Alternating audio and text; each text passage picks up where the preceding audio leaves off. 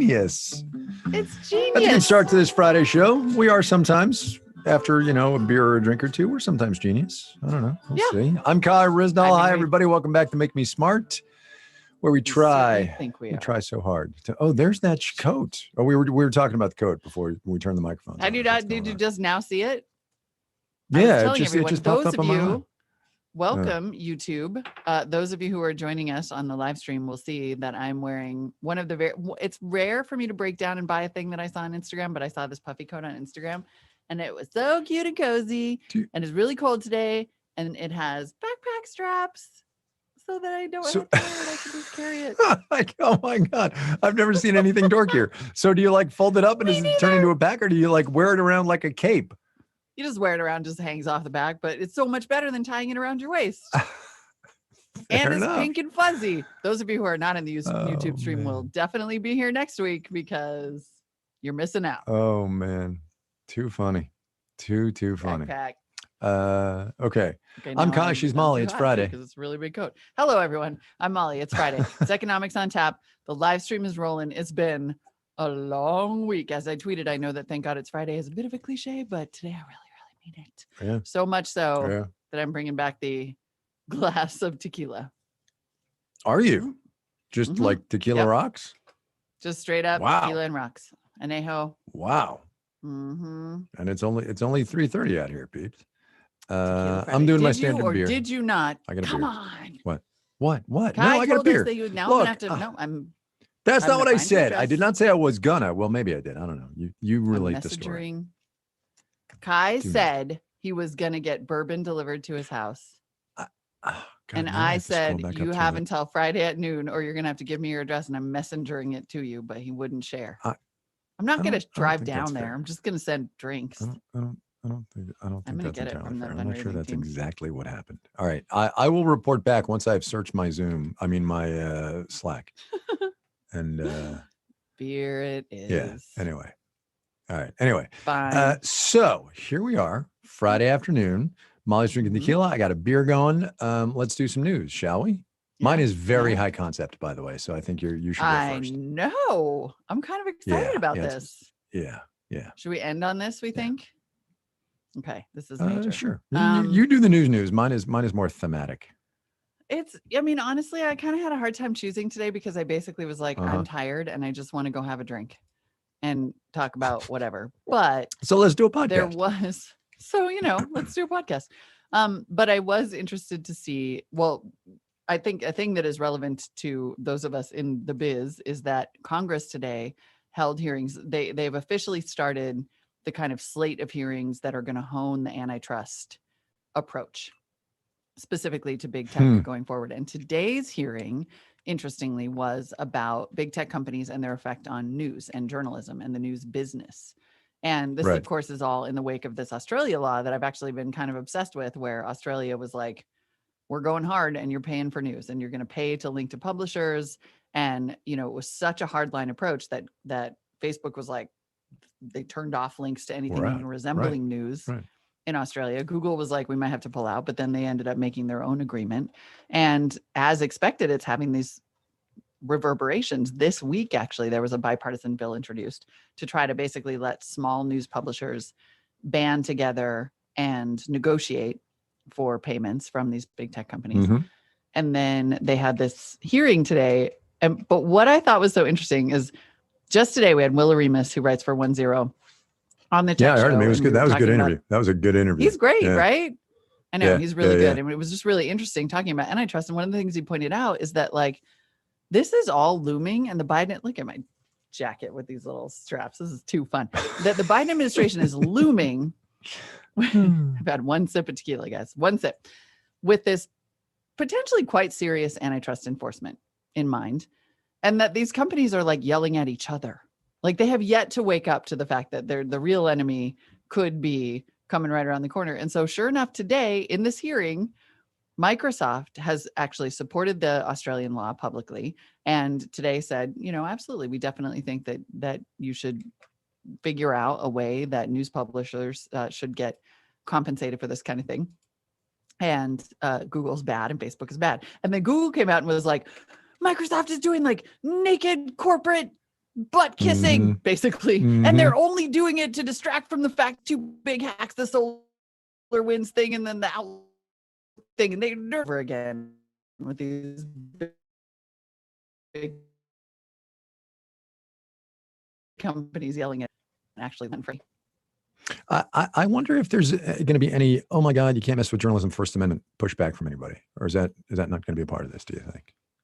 I mean, there's been a lot of pushback. Even like Tim Berners-Lee, who's essentially the inventor of the World Wide Web, said this Australia law, this idea of paying for links, is truly antithetical to the way the web works.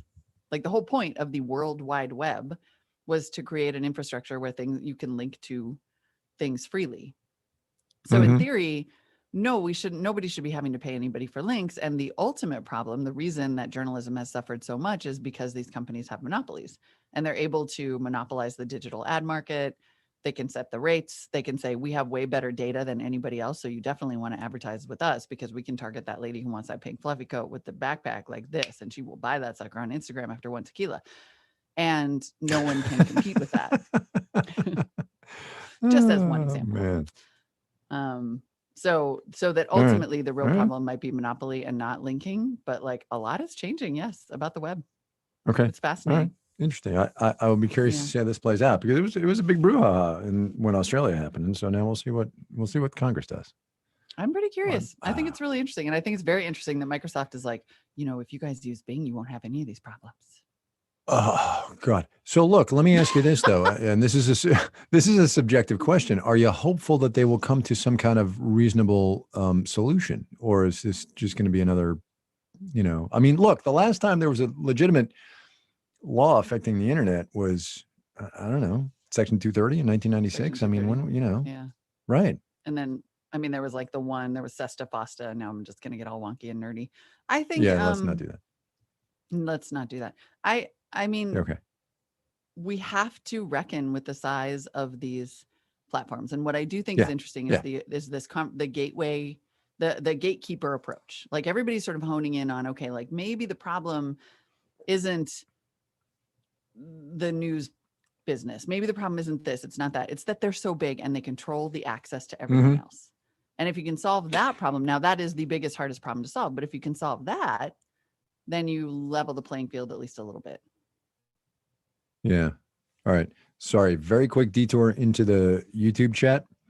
So the plants that are no longer there in Molly's she shed must have been the real plants. That's what they're Tim all Anderson still said. here.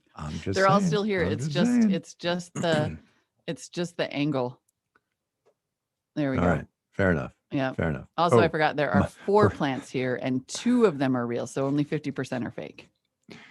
Perhaps Molly sold the plants to bankroll the jacket. All right. Anyway. Nice. Good one. So one super quick thought. One super quick thought on your item, and then I'm going to move on to my own. On your item, I wonder if we should stop calling these platforms and instead call them what they are, which is companies, which are out to make a profit. You know what I mean? Because platform kind of anodizes it. You know? Yeah. I think that's an excellent point, actually. Okay. All right. Random thought. Yeah, you're right. We wouldn't call Walmart stores. Right. Yeah. It's a retailer. I like it. It's whatever. Okay. Boom. Good edit. Changing society, one podcast episode at a time. It's getting very dark here in Los Angeles, by the way. I think it's going to rain on me. Oh, okay. Really? So here's mine. You're kind of down. It's sunny nights. Yeah. No, I'm not down. I actually feel pretty good. I'm just thinking big thoughts, and my big thought goes, as they often do when I think big thoughts, to history. And here's where I'm at. This Biden relief plan, $1.9 trillion, is putting the government back in this economy in a way we haven't seen in 55 years, since the Great Society of Lyndon Johnson, right? Biden's getting into healthcare. He's getting into student loans. He's getting into all kinds of things that were first really done in a substantive way by Lyndon Johnson in the Great Society in 1964, 65, 66. Many programs of which, Medicare, are still with us. So I've been doing some thinking about the Great Society. And I happened on a speech last night on YouTube, which just fascinated me. In 1966, Ronald Reagan goes to New York and he gives a speech titled "The Myth of the Great Society." And a couple of things about it. Number one, Ronald Reagan is in that speech, and Tony, our everything producer, is going to put it on the show page. Reagan in this speech is 54 years old, which kind of gobsmacked me for some reason, because we always remember Reagan in as an old man. 1966. Yeah. He's 54, 55 years turns old. Out. Which, he was. Another random historical note: Joe Biden is as old now as Reagan was when he left office. Anyway, totally. So Reagan goes to New York and gives this speech called "The Myth of the Great Society." It runs 42-ish something minutes on YouTube. Totally fascinating, but about which two things. Number one, the partisan cherry picking, no, come on, that's not really what it's about, goes back at least 50 years, probably 250 years, but it was especially glaring in this one. And number two, just as the history guy here, Lyndon Johnson starts the Great Society in 1965, 66, all these social welfare programs. Reagan basically ends it in 81, 82. And now Biden is bringing a lot of it back. And I just think that's incredibly fascinating, really interesting, deep economic impact on this society and our country and the shape of it. Because, and here's the payoff, once you give people something, whether it's expanded healthcare benefits, a la the Affordable Care Act, Obamacare, or expanded child tax credits, which is in this bill, it's really, really, really hard to take them away. And it takes decades if you want to do it. And this is a moment where I think maybe Joe Biden, who's already, as we said, 78, 79 years old, is playing the long game, Yeah. And this is setting in motion changes or supplements to this economy that he obviously will never see. And maybe Kamala Harris, his 52-ish, whatever it is, year old vice president, may not even see either, the end of. But anyway, Ronald Reagan, Myth of the Great Society. Tony's going to put it on the show page. Just watch the first 10 minutes. It's crazy, crazy interesting, even if you're not a history person. And so I'm assuming, what I got. So the Great Society was like the big old social safety net, right? It was Medicare and Head Start and all of that stuff. Yeah. And Reagan in 65, 66 is saying literally the things you hear people saying today. What about our freedoms? What about our liberty? And Reagan, of course, is the guy who in 1980, 81 says the era of big government is over. And Joe Biden this week signing this bill said, that's what I think. Yeah. No, I think it's, I'm totally with you. I think that this bill is going to be transformative in that it completely rolls back this idea of scarcity in a way.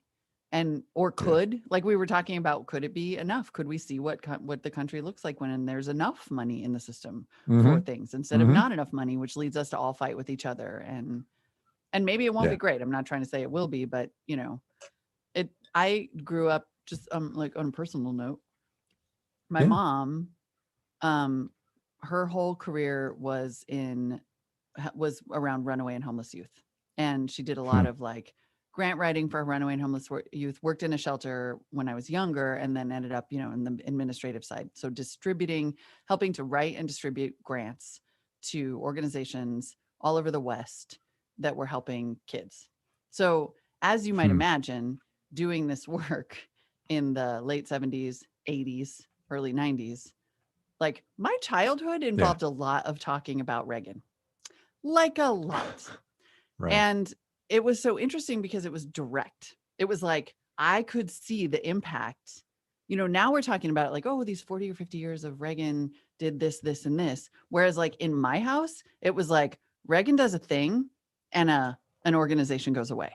Or Reagan does a thing and a grant is not funded. And it was so, I really feel like I grew up in this like very shaped by this very specific activities of this one president that are so interesting to be talking about now, all these years later. Right. It's just really fascinating. Right. Yeah. Right. We are still talking about Reaganomics. We are still talking about conservatives who are of a sensible mindset are still talking about Ronald Reagan as the beacon of their party and the shining city on the hill and all of that stuff. And I think Biden now is putting a counterpoint to that and saying, listen, that was then, this is now, and here's what this country needs after 30, Reagan left in 89, right? So 30 something years of this. Anyway, and that's now my we'll see, big right? history We thought. don't know. Yeah. We know where we are now. Right. We know where we Right. were then. We don't know what this is going to lead to, Right. but the amount of change you're talking about is profound. Profound. Yeah. Yep. Hopefully Well, we'll still be here in 40 you. years. Oh, geez. Well, you will. Maybe not like right here, but you know. I'm gonna be sitting in to my see little what shed it- in the rain, what it all looks freezing like. my yayas off. All right. You need Anyway, a puffy that's coat. You need a puffy coat and a my bourbon, friend. musings. That's right. My musings and Molly's news and her puffy coat. Let us move on, shall we, Mr. Thorpe? Let's play a game. Oh my goodness. There's Half full, Drew half Jostad empty with is his what we hand on the call button. it. That's right. Drew Jostad is in charge. I am ready. Begin. Are you half full or half empty on virtual festivals and conferences? Oh, huh.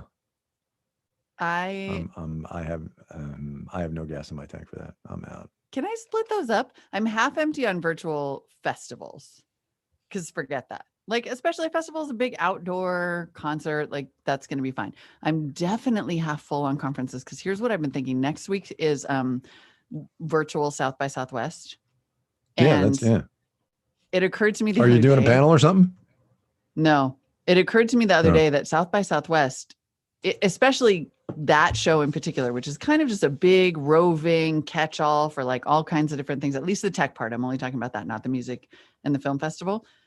That is literally happening all day, every day on Clubhouse right now. And I don't know why you would ever pay the kind of money that you pay to go to that event. And I'm seeing more and more people move, more companies move events to things like Clubhouse, where it's basically a panel because it's a spoken thing. And with Twitter Spaces coming out and Mark Cuban's got this fireside thing, I think that could totally be the end of conferences.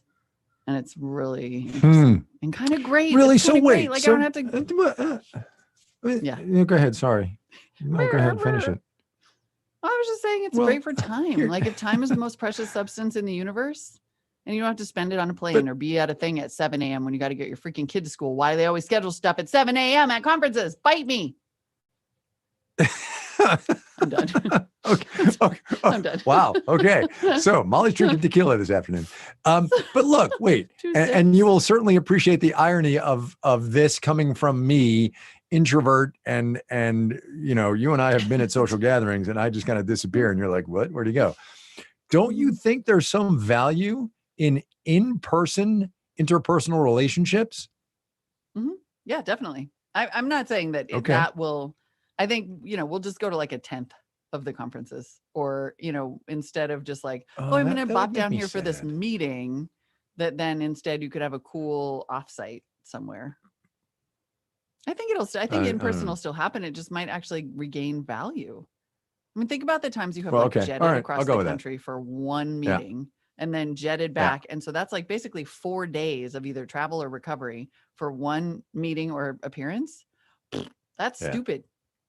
That's a waste of our unobtainium. Unobtainium, by the way, is what I call my time, the most precious substance in the universe. Yep. All right. Next, all right, Drew, I don't even know what our answer was. Next. Next one is the Netflix password sharing crackdown. Oh, yeah. So Sabri did a story on that on Marketplace this afternoon. So Netflix, well, we know you think Netflix is over, but do you think the password sharing crackdown might continue? Netflix has been sending notices to some people saying, hey, if you don't actually live in the same house with this person, you got to get your own account. And of course, password sharing is rampant. I pay for my passwords, so I don't care. So I guess the question is whether I'm half full or half empty on Netflix password sharing. I don't think that's likely to go away, especially not since Netflix keeps raising prices. I don't actually even think that they intend to enforce it for that long. Let's be real, because you know what they always cite in their earnings calls? Signups. Yeah, like they want those numbers. Yeah. But maybe that's why is that they're like, oh, we want those numbers instead of those. I don't know. I don't think the password sharing is going to go away. And I think if they really do crack down, then people are just going to stop using it because it's kind of too expensive. Not gonna lie. I think that's probably true. Okay. All right. Next. Half full or half empty on Roblox?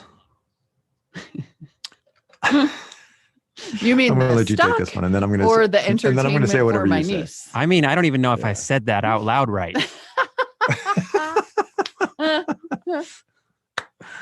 That's amazing.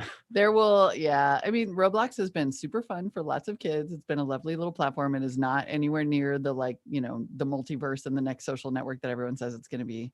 There will be a new Roblox soon, but it's really fun right now. But it's worth, after its IPO, it's worth $40 billion. This company is. Yeah, that's crazy. I mean, who's playing Fortnite anymore? Yeah. Well, weren't you like the Uber Fortnite user? Yeah, it was super Is that fun. dead for you now? It's over now. And dead. Okay, sorry, I missed that memo. Oh yeah, now I'm playing Tetris on my phone. That's how far I've come from And we're back to the 1980s, ladies and gentlemen. There we go. Ronald Reagan is in the White House. So I guess Molly's that was a playing half Tetris on her empty. phone. I guess that was a half empty. Hilarious. But the chat room, by the way, is like we're full. We're full on Roblox, so I'm gonna go with them. Okay, what about all peanut butter Reese's cups? I saw these and I'm opposed. Very half empty. Yeah. You want a damn peanut butter cup, you got to have the cup, and the cup has to be chocolate. End of discussion. Yeah, otherwise, what's the point? It's not like everybody wants peanut butter and peanut butter. It's chocolate and peanut butter. That's the whole point. Right. This one's not hard. I couldn't be more. I don't even understand that. Yeah. I mean, you could get a spoon and take the spoon into the jar of the peanut butter, and that's exactly. Like, why do I need? And then I guess I put another layer of peanut butter on top of that. Is it slightly differently flavored peanut butter? Like, that is desperation. Desperation. I'm more full on mac and cheese flavored Oreos than I am on peanut butter cups. That's ridiculous. Wait, is that a thing? Mac and cheese flavored Oreo? Yeah. Yeah. Oh, stop. Oreo's gone hard on the weird flavors. We are out of ideas and we need this pandemic to end. Is all I'm saying. Just like all right. Help us. Do we have one more? I am out of ideas as well. I am out of ideas. All right. Drew, if Drew is out of ideas, then we are all out of ideas. That is it. For half full, half empty. It was close to off the rails. I'm not gonna lie. We were a little bit. We were drifting off the side of the rails a little bit there. That is also it for our show for today. We will be back next week. We remember that we're doing a time limited podcast. It didn't seem like it, I know. But for now, please send us your questions and comments. Hit us up at makemesmart@marketplace.org. Emails, voice memos, whatever you want to send. We want to hear from you. Tweets. Please. I'm reasonably sure, by the way, that our discipline Monday through Thursday gets us a little bit of wiggle room on a Friday afternoon. For sure. I'm just saying. Are you guys mad? Do you want us to go? Yeah, no. I'm asking the YouTube. Yeah, no. They're gonna say they don't want us to go. They're going to say that's fine. Yeah. Make Me Smart is produced and directed by Marissa Cabrera, right now sitting there with her head in her hands. Tony Wagner does web stuff for us. Is that what we're saying now? Does like web producing stuff for us? Stephen Bion does video for us. Erica Phillips writes our newsletters. That's like such a 1998 thing. Erica Phillips does newsletters, also our Make Me Smart explainers. Tony Wagner operates the World Wide Web. Today's program was engineered by Drew Josta, Charlton Thorpe, Ben Tolliday, and Daniel Ramirez composed our theme music. The senior producer is Donna Tam. The executive director of On Demand is Tara Nieves. Oh, that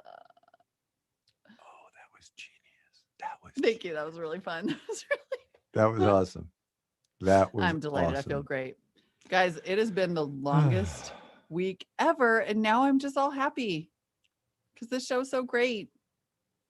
Yeah. Our chat's so great. Except somebody said I looked like a geek and must be a lefty, but and that I had unkempt hair.